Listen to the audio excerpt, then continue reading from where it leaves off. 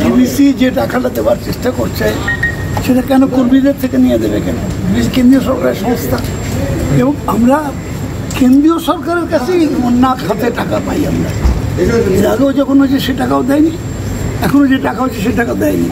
আমরা চাই কেন্দ্রীয় সরকার তার টাকা দিকে আমরা নেব, আমাদের প্রাপ্য টাকা, এটা যুক্তরাষ্ট্রীয় কাঠামো, এই টাকাটা আমাদের প্রাপ্য হয়। তো এমপ্লয়িদের থেকে টাকা নিয়ে কেন দেবেন? দেখি সেই গরু মেরে জুতো দান, আমারই গরু নিয়ে গেছে, নিয়ে মেরেছে, মেরে তার থেকে জুতো তৈরি করে আমাকে দান করছে, এটা তো আমরা নেব না। কর্মচারীরা আলাদাভাবে দিতে পারে, ইচ্ছে করলে দিতে পারে, আমরাও দিতে পারি, ইচ্ছে করলে সরকারের রিলিফ ফান্ড আছে দিতেই পারি। কিন্তু যে ডিবিসি একেবারে মানে অবৈজ্ঞানিকভাবে জল ছাড়ার জন্য একদিনে 5 বার জল ছেড়েছে, একদিনে 18 তারিখে 5,30,000 কিউসেক জল ছেড়েছে একদিনে, আর মোট 3 দিনে 8,27,000 কিউসেক জল ছেড়েছে। এটা কোনো রিজনেবল? 3 ঘন্টার নোটিসে 3 ঘন্টার নোটিসে আমরা আমফান মোকাবেলা করেছি, গ্যাস মোকাবেলা করেছি, আমরা সেফ শেল্টারে নিয়ে গিয়ে তাদের রাখতে পেরেছি, খাবার জল সম্পূর্ণ আগে থেকে ব্যবস্থা করতে পেরেছি।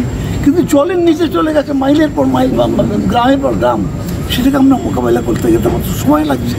মানুষ কোথাও কোথাও কষ্ট পেয়েছে, আমরা যত তাড়াতাড়ি সম্ভব রিলিফ দেওয়ার চেষ্টা করেছি, কিন্তু রিলিফ করে তো মানুষের প্রাণটা হয়তো বাঁচাবার চেষ্টা করেছে। 28 জনের প্রাণ গেছে, কিন্তু তার যে অত্যন্ত প্রয়োজনীয় হয়তো বাড়ির দলিল, সেটাও জলে নষ্ট হয়ে গেল। তার হয়তো আধার কার্ড ছিল, কী বলে আই কার্ড ছিল, অন্যান্য কোনো প্রয়োজনীয় সার্টিফিকেট ছিল, পড়াশোনা করার সার্টিফিকেট ছিল, সব তো জলের তলায় চলে গেল। এই ক্ষতিপূরণ কে দেবে? একবেলা না খেয়ে থাকা যায়, কিন্তু এই সব ক্ষতিপূরণ করার ক্ষমতা আছে আমাদের? কে দেবে ক্ষতিপূরণ?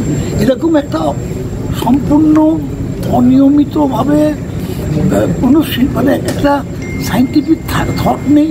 পেপারে বলে দিচ্ছে যে এটা ঘূর্ণিঝড়টা চলে যাচ্ছে ঝাড়খণ্ডের দিকে, আমাদের রাজ্যে জল হয়ে গেছে। তখন ওরা নিজেদের জল আটকে রেখে দিয়ে, তেনুঘাটে জল আটকে রেখে দিয়ে হঠাৎ করে ছাড়লো। তখন ডিভিসিতে এমন অবস্থা হলো না ছাড়লে নয়, ওরা জলটা ছেড়ে দিল। কিন্তু দায় কার?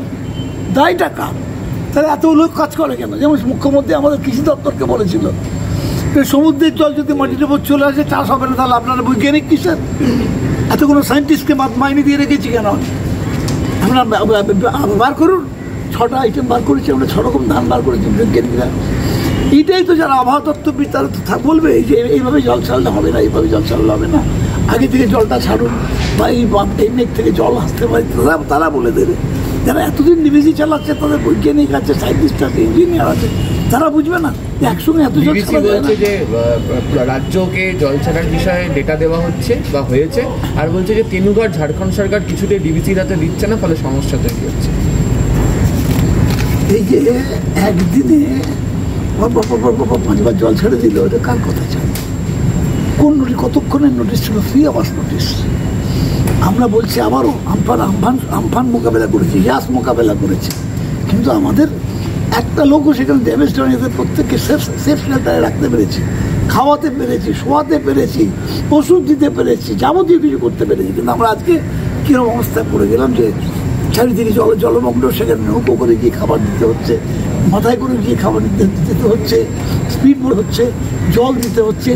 এটা কি ভয়ঙ্কর একটা বিপজ্জনক ব্যাপার। মোট 12টা জেলা, তার মধ্যে ডিভিসির জন্য 8টা জেলা, তারপর ভাগীরথীতে জল বাড়ার জন্য কিছুটা, উত্তর ভারতে বৃষ্টি হওয়ার জন্য ভাগীরথীতে জল বাড়ার জন্য মুর্শিদাবাদ আর নদীয়ার কিছু অঞ্চল জল ডুবে গেছে, যেগুলো অল্প বিস্তর ক্ষতিগ্রস্ত হয়েছে। টাকা নেবেন না রাজ্য? নেবেন আমরা রাজ্য সরকার ডিভিসির কাছ থেকে টাকা নেব না, কিন্তু অ্যাজ অ্যান ইন্ডিভিজুয়াল পার্সন যে কোনো লোক দিতে পারে, সরকারকে সাহায্য করতে পারে, সেখানে আমাদের কোনো আপত্তি নেই। সকলের অধিকারে সাহায্য করে। ডিভিসি অর্গানাইজেশনের কাছ থেকে 1 টাকাও দেবো না। সেটা সেন্ট্রালকে দিতে হবে। সেন্ট্রালকে তো প্রাপ্য টাকা, তো আমরা তার অধিকারের টাকা চাইছি, কাউকে দান চাইছি না, ভিক্ষা চাইছি না, আমার প্রাপ্য অধিকার চাইছে মুখ্যমন্ত্রী মমতা বন্দ্যোপাধ্যায়। ওনাদের নোটিশে লেখা আছে কর্মীরা টাকা দেবেন না, কর্মীরা টাকা দেবেন না, যার দিন যিনি দেবেন। আমি আমার ইউনিয়নের সমস্ত মানুষকে বারণ করেছি টাকা। সব খবর সবার আগে পেতে আমাদের চ্যানেলটি সাবস্ক্রাইব করুন এবং পাশে থাকা বেল আইকনটিতে ক্লিক করুন, লাইক ও শেয়ার করুন।